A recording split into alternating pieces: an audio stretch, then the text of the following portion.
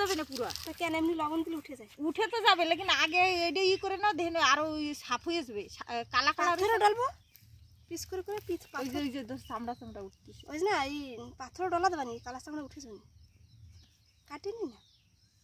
এটা যদি 1 বছর রাখা যেত না কত বড় হতো বাবা এর দাঁড়ে মোটে যাওয়া যেত না। এমনি পিস পিস পাথর ডলা দেবানি।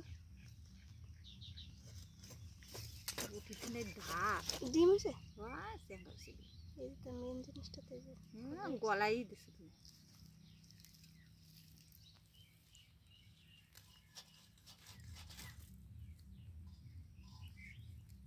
এটা সব মাথায় সার খতরনাক দোষ রক্ত, এত বড়টা মাথা তাজা রক্ত বন্টি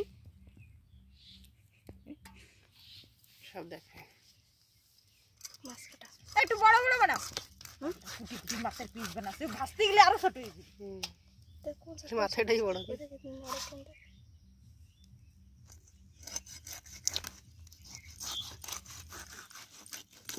একটা বাড়িতে পাতলা না ভাজা হয় ভালো ভিতরে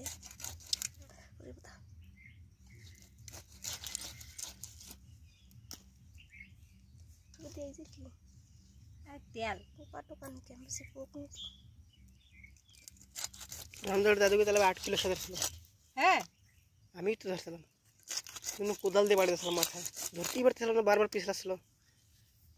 8 কিলো সাদা এর মানে এখন কান্দে লটকাই হয়ে গেছে আজকে খাওয়া।